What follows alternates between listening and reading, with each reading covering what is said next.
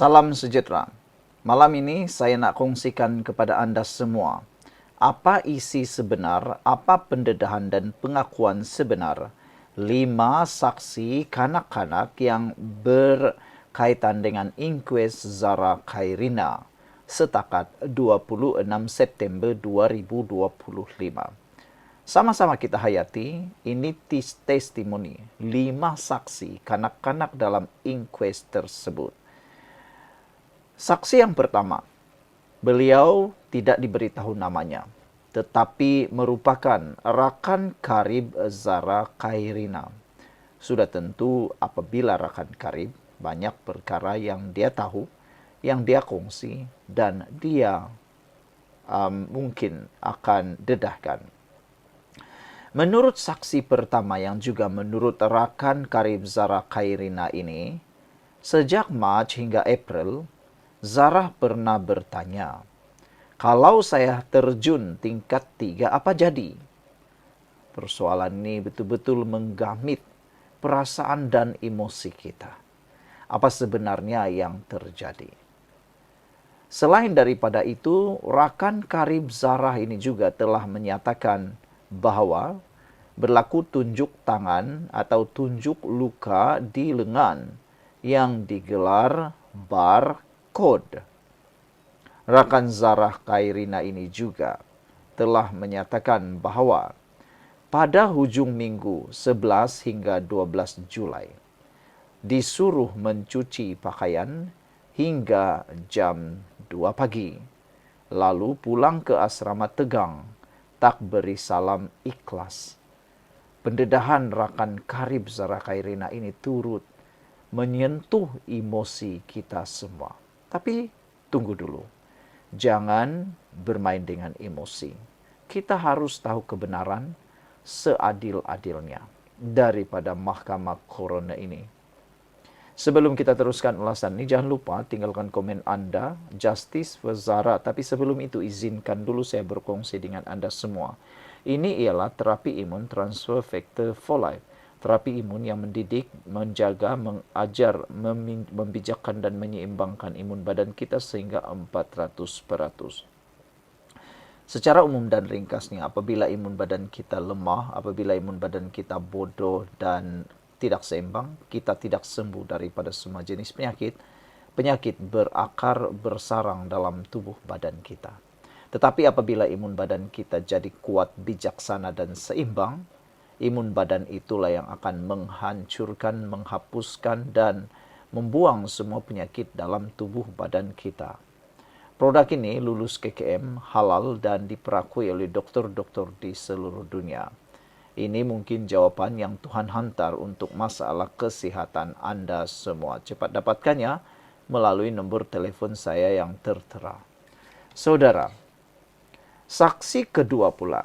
Kita teruskan kepada saksi yang kedua, yang merupakan rakan atau pelajar sebilik dengan Zara Khairina. Nama turut tidak dinyatakan bagi melindungi hak dan privasi pelajar kanak-kanak ini. Menurut saksi ini, pada malam 15 Julai, Zara dituduh mencuri dompet Rp300.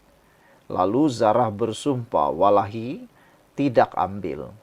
Akhirnya penuduh percaya. Selain itu, seorang lagi menuduh curi pin bendera. Pelajar lain mengejek dengan kata kesat seperti perkataan bodoh, sial, injak. Selain itu, surat privasi Zara yang menyatakan cita-cita mahu menjadi pengawas Badar dipamer dan diejek. Zara menangis, lari keluar dom. Itu saksi kedua. Saksi ketiga pula menyatakan rakan sekolah lain, yang merupakan rakan sekolah lain Zara. Saksi ketiga menyatakan bahwa Zara sering menyebut mahu mencederakan diri. Ungkapan seperti, saya tidak layak hidup, baik saya mati saja, pernah didengari lebih 10 kali sejak April. Zarah juga merungut, tidak disenangi kawan dan sering merendahkan diri. Saksi keempat pula yang turut namanya tidak didedahkan merupakan pelajar dom lain. Semasa malam konfrontasi, lebih kurang pukul 10 malam, pelajar senior jerit, "Aku injaklah kepala kau ni Zara."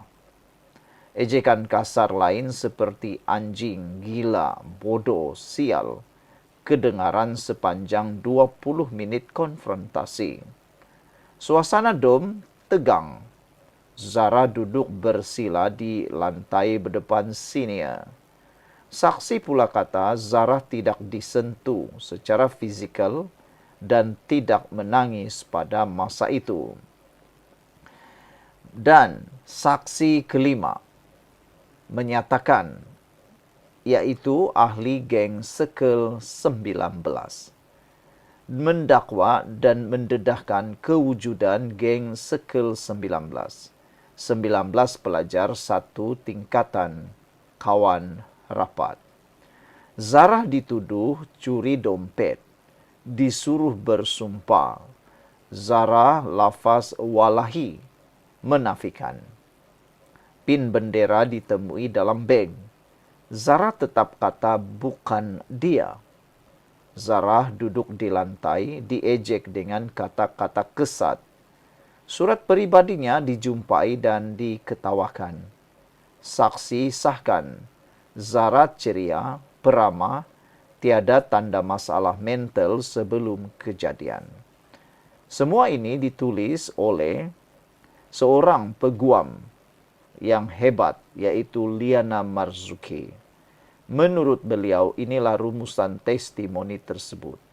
Jika kita perhalusi 5 saksi kanak-kanak ini, gambaran Zarah, jiwa rapuh, tertekan, sering direndahkan diri. Peristiwa malam terakhir, tuduhan curi, ejekan kasar, konfrontasi panjang. Dinamika sosial, wujud geng rapat, Sekel 19. Suasana dom berhierarki. Konflik antara sumpah walahi Zarah dengan ejekan rakan-rakan. Kontrasnya, sahabat kata Zarah ceria dan peramah. Bagaimana mahkamah menilai keterangan anak-anak ini?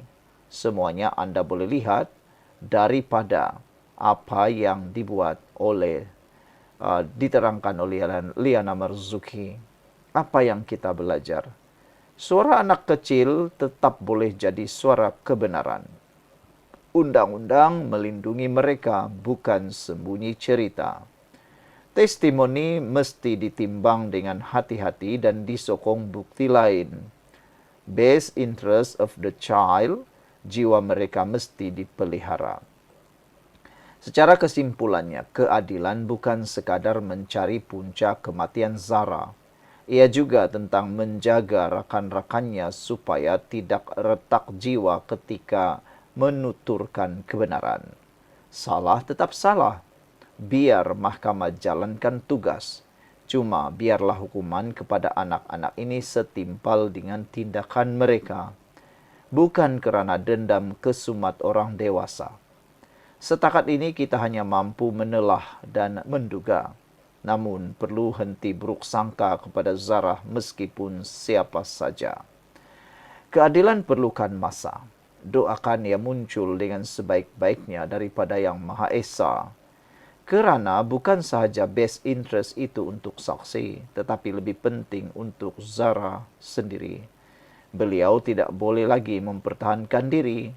Di alam sana beliau menanti.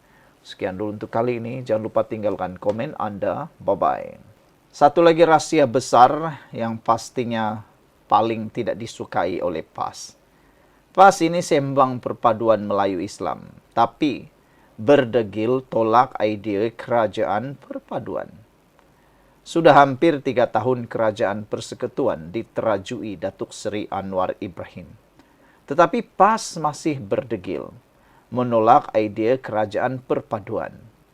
Presidennya, PAS, Tan Sri Abdul Hadi Awang, mengulangi pendiriannya, memusuhi kerajaan Madani dalam siri artikel meleret panjangnya menerusi minda Presiden semalam. Dalam masa sama, Abdul Hadi menekankan pula kononnya PAS mengutamakan perpaduan Melayu Islam, walaupun kerajaan perpaduan masih didominasi oleh ahli parlimen Melayu beragama Islam. PAS mementingkan perpaduan Melayu, Islam yang kuat bawah satu payung besar tanpa menonjolkan diri. Dengan syarat pemimpin utama adalah Melayu Islam daripada sesiapa saja yang mencukupi syarat kepimpinan Islam yang beriman, berilmu dan berakhlak yang dipimpin atau dipilih oleh rakyat dalam PRU. Kata mereka, PAS menolak ide kerajaan perpaduan yang mengambil jenama menipu dengan kuasa kalangan minoriti yang membahayakan Islam serta Melayu Islam dan Bumi Putra bersama dominasi DAP yang menjadi ancaman kepada Islam secara tersurat dan tersirat menurut Abdul Hadi Awang. Untuk rekod, terdapat 74 ahli parlimen dalam kerajaan perpaduan yang beragama Islam, manakala yang tidak beragama Islam adalah kira-kira 44 orang sahaja. Daripada 28 anggota kabinet pula, seramai 19 daripadanya orang Melayu, manakala 9 lagi bukan Melayu atau bukan Islam yang bukan semuanya daripada DAP. Mengulas lanjut, Abdul Hadi yang sudah 23 tahun bergelar Presiden PAS itu menegaskan bahwa partinya tetap memilih demokrasi yang aman bagi menukar kerajaan kerana keamanan dan pendekatan damai adalah keutamaan dalam Islam. Sebelum kita teruskan ulasan ini, jangan lupa tinggalkan komen Anda dengan tanda pagar kami benci penipu. Sebelum itu, izinkan dulu saya berkongsi kepada Anda semua. Ini ialah terapi imun Transfer Factor for Life, terapi imun yang meningkatkan daya imun badan kita sehingga 400%. Secara umum dan ringkasnya, apabila imun badan kita lemah, apabila imun badan kita bodoh, apabila imun badan kita tidak bertindak lagi dengan seimbang, kita kena penyakit dan tidak sembuh daripada semua jenis penyakit. Tetapi terapi imun ini mengajar, mendidik, dan menyeimbangkan imun badan kita. Apabila imun badan kita sudah jadi kuat, bijaksana, dan seimbang, kita sembuh daripada semua penyakit. Imun badan kita menghapuskan, membersihkan semua penyakit yang ada dalam tubuh badan kita. Cepat dapatkan produk hebat ini melalui nombor telefon saya yang tertera. Produk ini lulus KKM, halal dan diperakui oleh dokter-dokter di seluruh dunia. Kalau Anda sudah berdoa bertahun-tahun untuk masalah kesehatan Anda, mungkin ini jawaban yang Tuhan hantar untuk Anda semua. Saudara-saudara sekalian, pendekatan yang berprinsip dan konsep ini adalah sama dengan Tun Mahathir Mohamad, mantan Perdana Menteri Malaysia, dan negarawan yang dihormati kerana pengalamannya yang panjang dalam arena politik. Kata Hadi merujuk kepada penasihat 4 negeri yang dikuasai PN, iaitu SG4 itu. Tapi itulah kan, kita memang mempersoalkanlah. Apa sebenarnya pendirian Hadi ini? Dia dalilnya berubah-ubah. Dulu dia bermusuh dengan Tun Mahathir. Sekarang dia puji pula dengan Tun Mahathir. Dia kata macam-macam tentang Mahathir. Mahathir pun kata macam-macam tentang PAS dan Hadi.